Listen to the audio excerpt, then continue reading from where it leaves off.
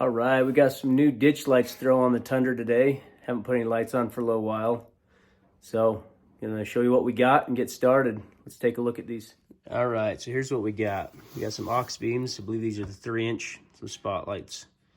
Spot style we'll put up on the hood. The only one thing that had issues with is these are the bolts that they come with. We'll get focus on that. For the install for the pod light to the bracket. You can see one's like a carriage head, and one's a hex head. So, kind of upsetting. Had to go and get 2 more so I could replace those with. I got them shorter because those bolts are going to be long and almost touching the hood and the paint. Put these brackets on from Cali Raised like a year ago. I just haven't ever put lights on, so that's what they'll be mounting to. All right, so here they're installed. And I just ran all the wiring just to the battery real quick to test before I hooked everything up. So all the wires hanging out the side. But here's what they look like. And I have them angled out so I can see side of the road more than straight down the road. So we'll only do one at a time.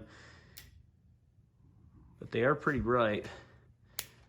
And the halo it's a switch, but you have to click them on one at a time. So you turn it on and it's the spot, and then you turn it off and you turn it on again, and then you get the halos. And those halos look pretty good. So it's kind of interesting though how you don't have that option, just a single switch that they give you with the kit. But they work. Like I said, I'm going to cut all that wire off and hook it to a switch panel. All right, so this is how I decided to mount the switch panel for under the hood. Put it right on top of the fuse box. And I've seen a lot of guys in other videos where they just drill a hole through and bolt that right to the top of that fuse box lid. But just for future purposes, and if this ever goes bad or if something changes and I wanted to remove it, I use this 3M VHB tape, double-sided sticky. It's supposed to be really good stuff and hold really strong. So I taped it to that so I didn't have to drill holes through it. So, and then for the disconnect, I put right on top, and I use the tape as well. You can see it right on the edges here. The tape down to there. I didn't like the idea of sticking it to the side. It would have made it harder for running your wires in here for your loads. Seeing how these come in from the side, not the front or the back. So I put that right on top too, taped it. Should be pretty simple layout now. Positive is gonna hook right there to the battery. The negative is gonna wrap around the back, tuck right down the side, and hook right up to that grounding lug's plan there. So that's what it all looks like right now. I did just use some isopropyl alcohol to clean the surface areas before I used that tape to make sure it was sticky. So I also got these 3M sticky tabs to hold the wire for the wire runs. Gonna mount those right across the back on the white of the paint to run for my my ditch lights to get over here to this switch panel. All right, so here's the final install, minus running the switch panel inside the cab. But it turned out pretty nice. Wires were good length, come from the battery to the disconnect. Wraps around back inside the switch panel board. These are my 2 ditch lights. I got one on each their own circuits for now. I couldn't decide if I wanted them both on one circuit or each on their own. I had plenty of spaces for now, so I gave them each their own. There's my the hood bulge light bar for the wiring right there. So that's pretty nice. Show you how I ran those wires for the pods. That's the one coming out for the driver's side pod. That's the one that'll wrap around the back. See if I can get a little bit better light back there. And I put those sticky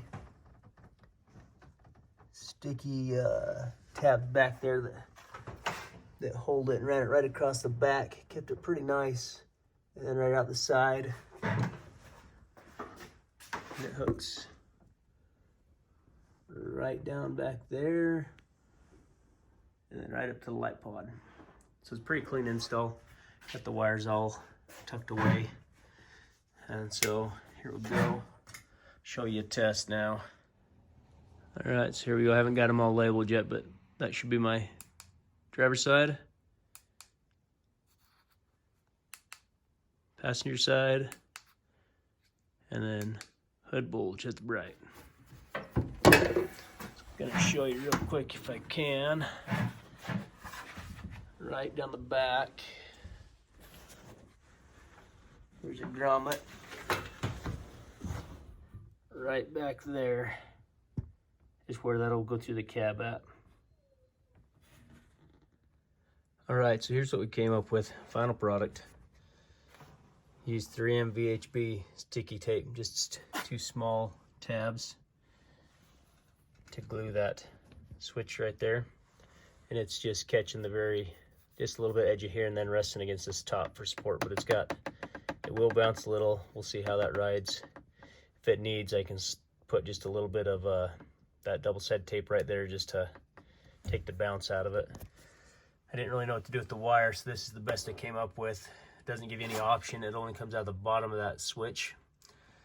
So I came down, I just put more of those wire holders, and then I popped out the spare button right there and ran it into there.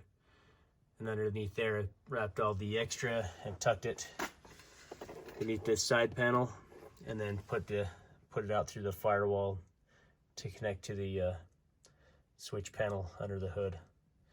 So that's what I got. Works well.